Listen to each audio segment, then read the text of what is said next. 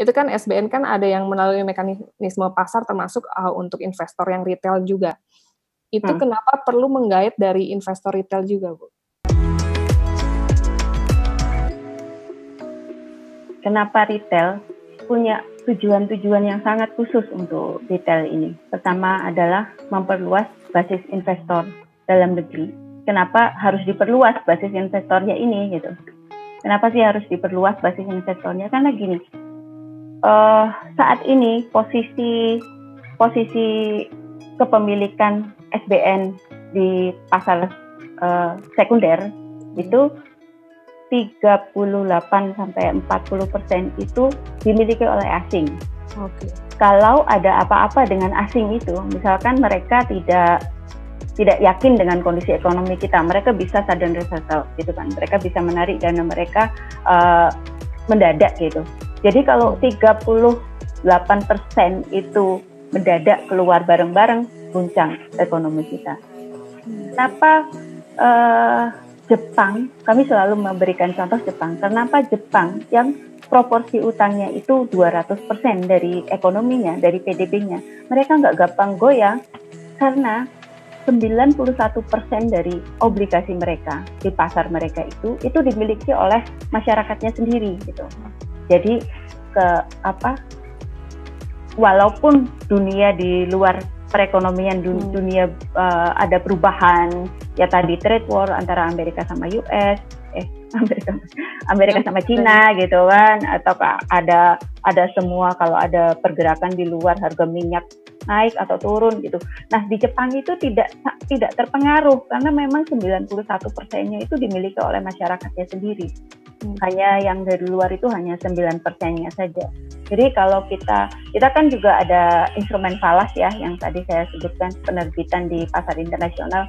Kita punya global bond dalam mata uang US, mata uang euro, dan juga ada samurai bond. Samurai bond ini sangat signifikan bedanya dibanding dua ini.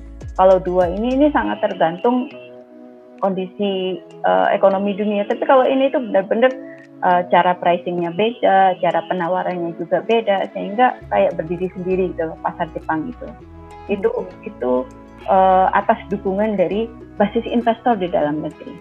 Nah, kami sudah berusaha memperluas untuk yang dari sisi institusional, misalkan melalui dealer utama, melalui instrumen-instrumen lelang yang kita lakukan setiap minggu sekali, itu untuk yang investor institusional. Jadi apa yang bisa kami lakukan untuk memperluas basis investor di dalam negeri? Salah satunya adalah penerbitan Sun Retail ini. Di samping itu kan tiap perorangan itu punya preferensi sendiri-sendiri ya. Ada yang hanya saya nggak berani ngapa-ngapain, saya maunya deposito aja karena aman gitu kan. Ada yang saya mau yang hasilnya cepat, saya masih muda, kalau ada apa-apa juga saya masih bisa recovery gitu kan. Jadi saya mau main saham aja. Tapi ada juga, sebenarnya deposito itu kan segitu-segitu aja gitu. Jadi apa ini yang bisa aku lakukan untuk investasi ini? Jadi itu kami memberikan pilihan atau alternatif instrumen investasi bagi investor perorangan. Memang ada reksadana dan sebagainya, tapi ini alternatif instrumen ini itu kalau saya bilang ini kira-kira aman yang mana ya? Produk yang disiapkan oleh bank sama yang diberikan oleh negara gitu. Ini mana yang lebih aman? Mana yang mungkin bangkrut, negara atau perusahaan gitu. Kita kan bisa melihat dari situ. Nah ini dengan instrumen investasi yang aman dan terjamin, itu kita ingin menjamin investor sehingga bisa naik gitu. Yang sebelumnya hanya deposito bisa naik lebih tinggi lagi.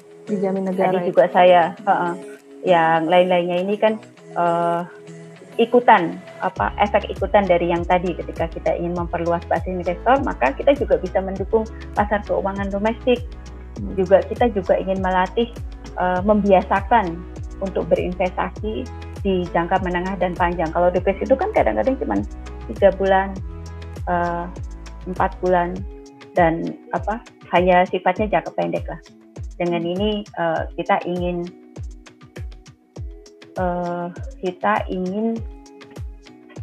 masyarakat juga mulai belajar untuk berinvestasi di jangka menengah dan panjang.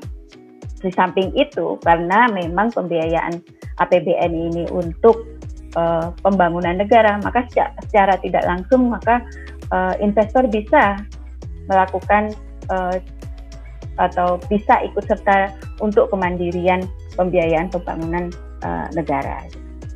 Oke, jadi itu tujuannya sangat mulia sekali ya Bu ya. Jadi masyarakat bisa ikut andil gitu dalam pembangunan negara ini. Oke Bu, tadi yang untuk target dana yang diraih dari penerbitan SBN retail ini 50 triliun itu tadi ya Bu ya? Yang tadi Ibu sebutkan in total itu 50 triliun. Oke. 50 sampai 75 triliun. 75 triliun, oke. Saat ini kan kita sedang dalam masa penawaran satu jenis SBN retail, yaitu obligasi negara retail seri 017, seri 17. Ya. Nah, ini kan sebelumnya dijadwalkan harusnya bulan Juni itu dijadwalkan SBR dulu, saving bond retail dulu, tetapi dimajukan dan diganti dengan ORI ini. Apa Bu pertimbangan dari pemerintah untuk? Jadi begini Mbak, ketika SBR itu kan, jadi kami punya dua jenis instrumen, yang fixed rate dan variable rate. Variable rate ini karena variabel, jadi kita kunci dengan tidak bisa diperdagangkan. Yang ini fixed rate ini kita bisa perdagangkan. Nah, dengan kondisi seperti ini, kondisi yang semua orang sebenarnya terdampak ya oleh COVID ini, gitu kan? Entah masyarakat yang sudah menengah atas ataupun ke bawah, itu semuanya terdampak atas COVID ini.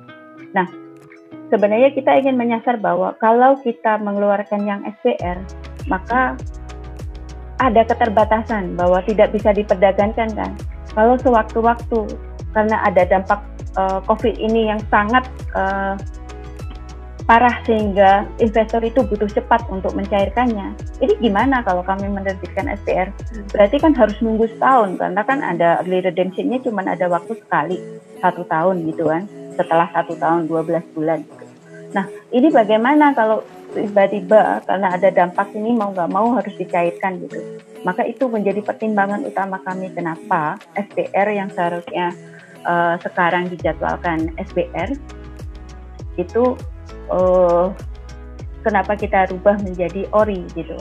Jadi yaitu tadi bahwa kita ingin memberikan kesempatan kepada investor jika sewaktu-waktu butuh untuk mencairkannya, maka bisa melakukan jual beli untuk ORI ini. Nah, ini di sini ada jadwal yang sudah disesuaikan.